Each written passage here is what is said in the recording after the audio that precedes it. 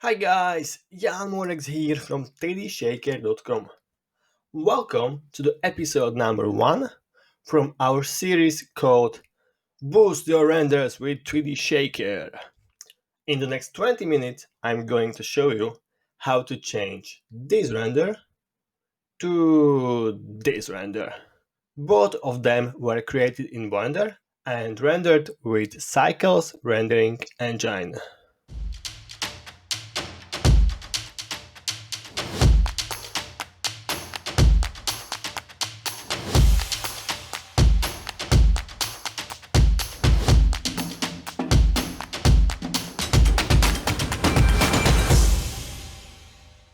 This project was originally created by Matúš Lipták. Matúš is a very good friend of mine, and besides that, he is a professional 2D animator. During his free time, he used Blender also for doing 3D artworks.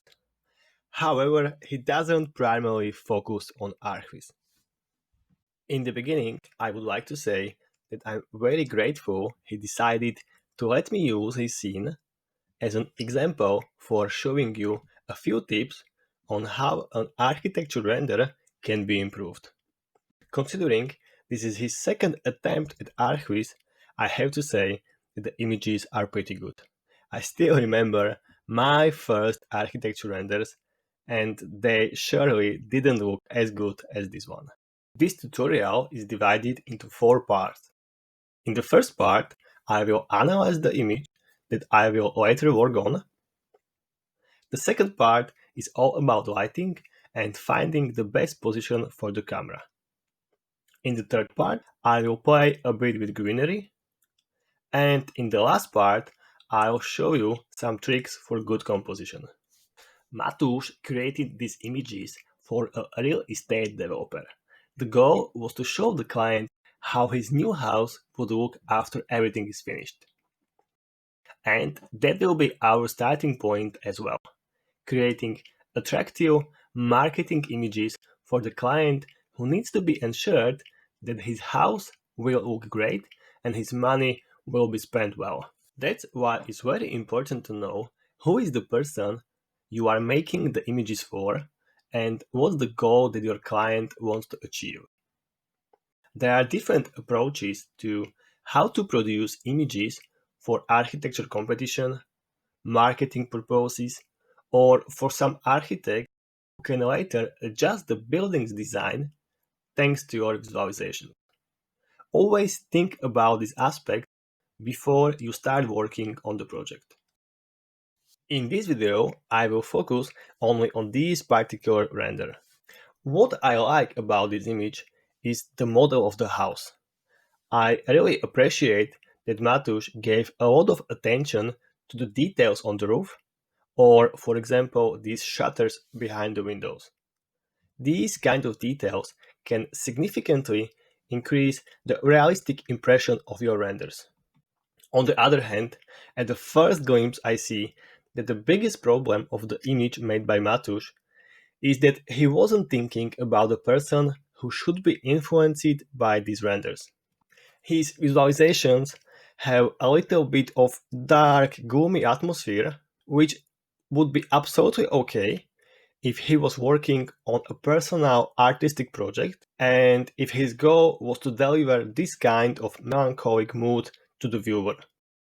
However, in this case, we need to engage the viewers into a cheerful mood so they feel happy looking at the images and possibly start dreaming about how amazing life they could have in this new house. That's always easier to do if the image is full of sun, vivid colors, and butterflies flying everywhere. The next issue is composition, which in this case is a bit unbalanced. Unbalanced composition means that one side of the image seems to be heavier than the other.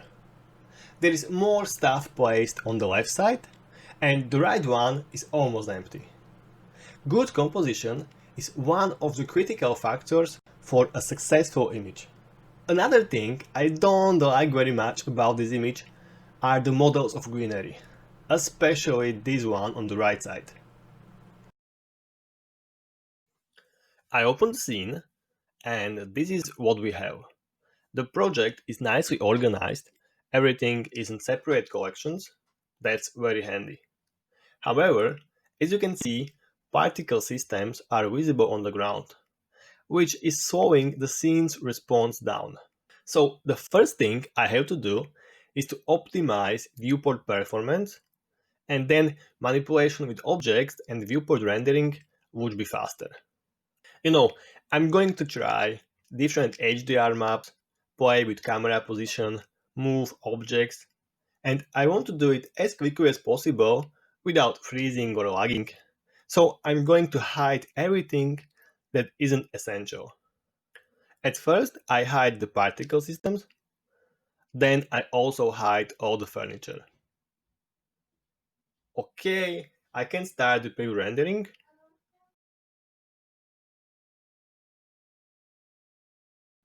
Great, the scene is pretty responsive now. In the next step, I'm going to try to find a better camera position. So, I divide the 3D view, enable the fence collection so I can see how far I can go with the camera, rotate a bit, go a little backward, and go down with the camera.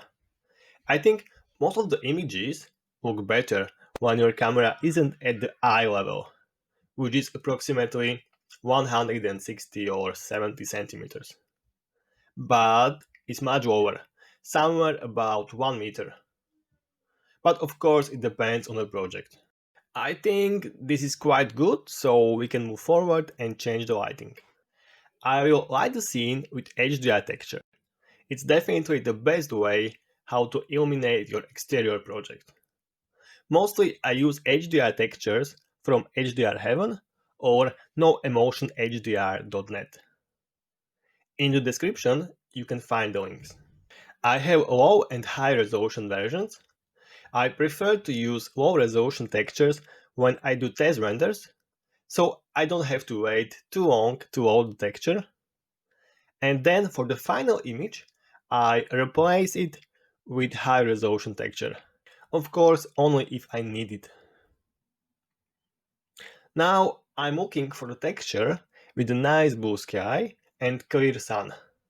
Something like this one. I need to enable the background. Now I'm going to rotate the HDR map and find the best angle for the sun. When you want to have a nicely looking commercial image without some kind of dramatic lighting, your sun position should be somewhere here. That's a safe bet. Look at the color management. Change to medium high contrast. Okay, I will play more with it later. Let's make a test render.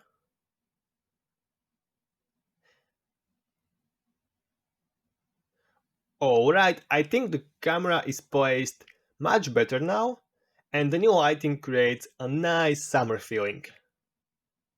Lighting job is done, let's look at the greenery. Greenery. This is my favorite part of all exterior projects. I love to spend hours playing with trees, bushes, and all the nature stuff.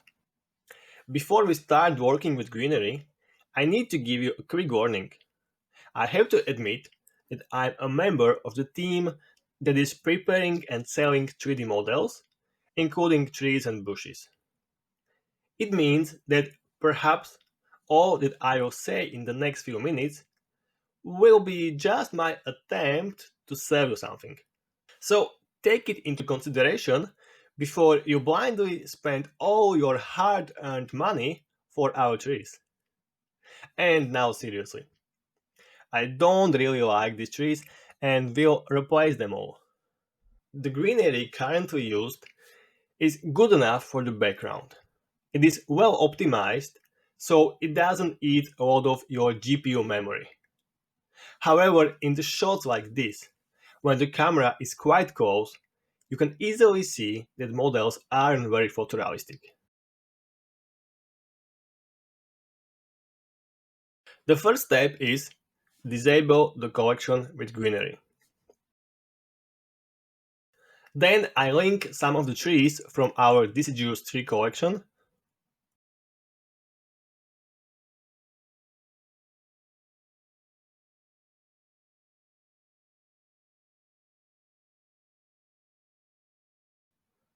Now we can compare the previous tree with the new one.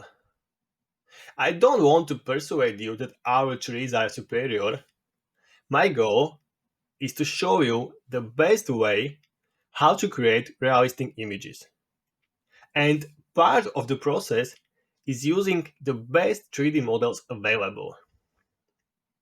We also have a few grass models. But I won't lie to you and say that they are the best models for the grass that you should use. Our grass is pretty awesome, but there are surely better grass models available for Blender. Alright, I have a few tree models in the scene. Now I can focus on the background and create a nice composition.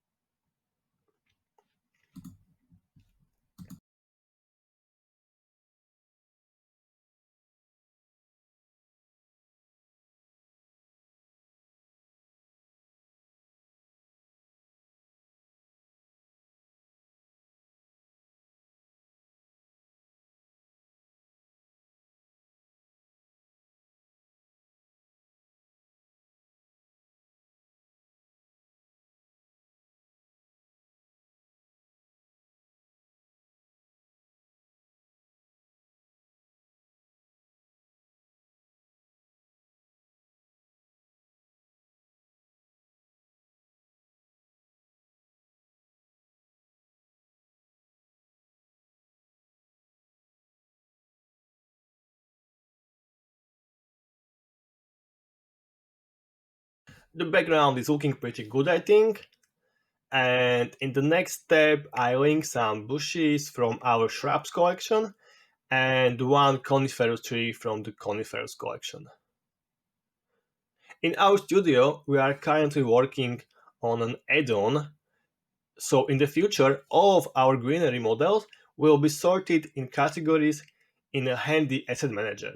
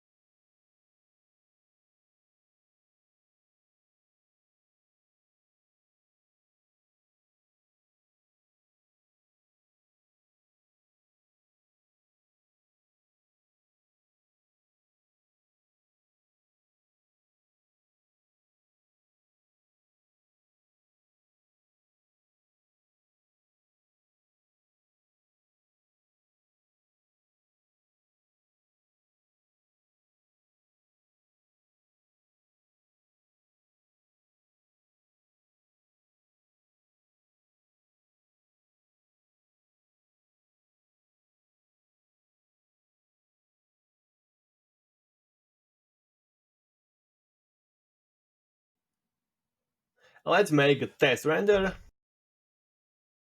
I think we are almost done here, but there are a few details that need to be dealt with. For example, grass. I think it should be denser and a bit shorter. Click on the plane with grass. Look at the particle system. Increase the number of particles and lower their size. I would like to add some randomness to the distribution of the grass, and I will achieve it with procedural textures. Click on the textures here in the particle panel, click New, go to the Texture tab, and as a type of texture, choose Clouds. Size should be something around 2. With these generated black and white textures, you can influence many factors. In this case, we want to affect density and size. Mapping change to object, and in the color section, we can increase contrast. This is just a very basic way of how to work with grass. You can have multiple particle systems distributing different types of grasses, with several procedural textures influencing many factors. Plus, white paint textures for even better control of distribution. But I think this is sufficient enough for this project. Now look at the car. How about we change the color? This is pretty advanced material, but let's make it quick. I think the white should work here. And one more problem is this crazy material of tiles. Let's fix it. Okay, now it's good. Next, I would like to create a nice double field effect to support our composition and increase the depth of the image.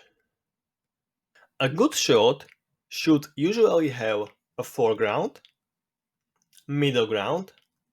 We should place here something we want to draw the attention to, and background. This is very simple rule, and if you will follow this structure, your images will be immediately better. Try to watch any movie, and I'm sure that almost every shot will obey this principle. It is an easy way how to add depth to your image and navigate the eye of the viewer to the chosen spot. Enough theory for now, let's go back to our scene and try it out. Add an empty object to the scene. It will serve as a focus point. Place it somewhere here. Go to the camera settings, enable depth of field, and as a focus object choose our empty one. We need something in the foreground which will be out of the focus. For this purpose, duplicate one of the bushes, move it closer to the camera, and play with composition for a while.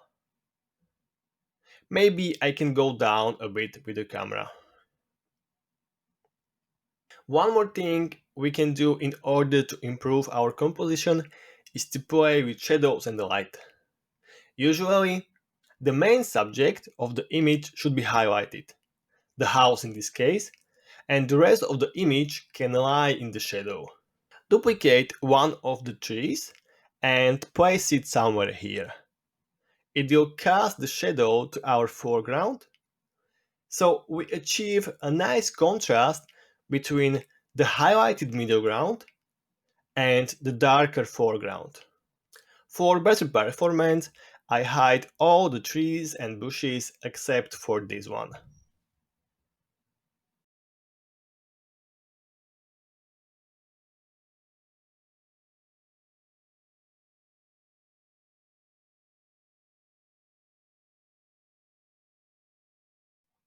I think the scene is ready for the final render. Hit F12 and I'm going to grab my coffee.